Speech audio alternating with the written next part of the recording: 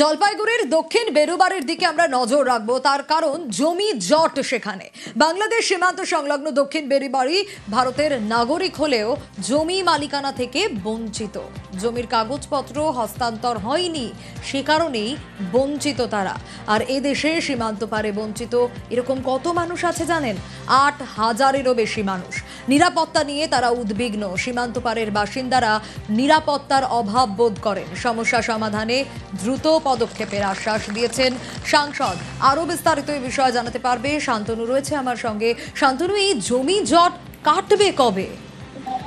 দেখো, জমি জট কাটানোর ব্যাপারে কিন্তু প্রশাসনের পদক্ষেপ করা হচ্ছে, কিন্তু দেখা যাচ্ছে দীর্ঘ দশক কেটে গেলেও কিন্তু সমস্যা মিটছে না।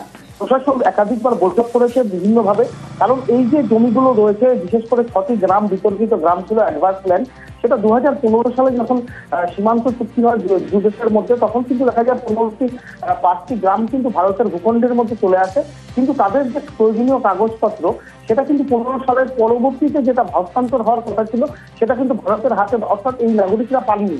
তার ফলে দেখা যাচ্ছে তারা জমি হস্তান্তর করতে পারছেন না, বিক্রি করতে পারছেন না। যে সমস্যা স্বাধীনতার আগে ছিল, স্বাধীনতার পরবর্তী সময় ছিল, সেই সমস্যা থেকে তারা বেরিয়ে আসতে পারেনি।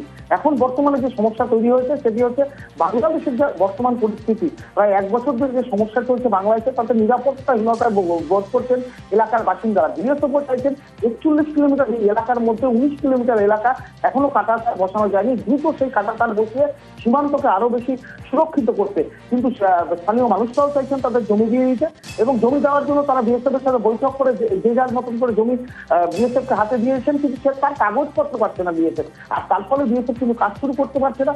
এই সমস্যা নাম মিটলে পরে বিএসএফ এর পক্ষ যেরকম কাজ শুরু করা যাচ্ছে না, এবং স্থানীয় যারা বাসিন্দা রয়েছেন তারাও কিন্তু এই জমি হস্তান্তর করতে পারছেন না, বিক্রি করতে পারছেন না। এবং ছোটবেলার থেকেই আন্দোলন করে আসতেছি, কিন্তু এটা সমাধান আজ পর্যন্ত কিন্তু আমরা কিন্তু পাইনি। কি করে যে সমাধান হবে এটা কিন্তু আমাদের সবারই চিন্তা।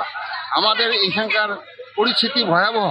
আমাদের এখানে যে আমরা মেয়ে দিব বা মেয়ে এখান থেকে কেউ নিয়ে যায় বা ছেলে বিয়ে দিব, হ্যাঁ, সেইটা মানে জমি বিক্রি হচ্ছে না। জমির এখানে দাম কম, তো আমাদের কাগজ নাই, খতিয়ান নাই, আমরা বিভিন্ন সরকারি সুযোগ সুবিধার থেকে বঞ্চিত।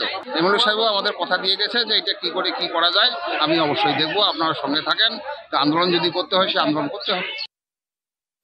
এখানকার মানুষগুলি ভারতীয় এবং নাগরিকত্ব ভারতীয়, জমিগুলি শুধু বাংলাদেশের।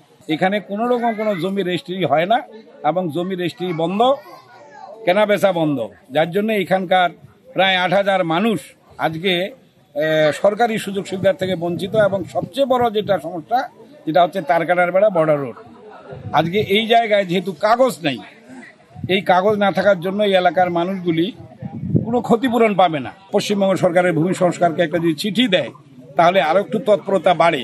আমরা এই কথাটাও এমপি সাহেবকে বললাম, উনি কথা দিলেন যে ঠিক আছে, আমি যোগাযোগ করছি, যতটা ভালো করা যায় আমি চেষ্টা করব। বর্ডার এলাকায় বুঝতেই পাচ্ছেন তারা থাকেন, তাদের নিরাপত্তার দরকার। বিএসএফকেও কৈফিয়ত দিতে হয়, তাদেরও বিভিন্ন রকম অব্লিগেশন আছে, সুতরাং রাস্তাটা করাটা জরুরি। এবং গ্রামবাসীও চায় যে এটা হোক, কিন্তু এই জমির কিছু সমস্যার জন্য কিন্তু আটকে আছে।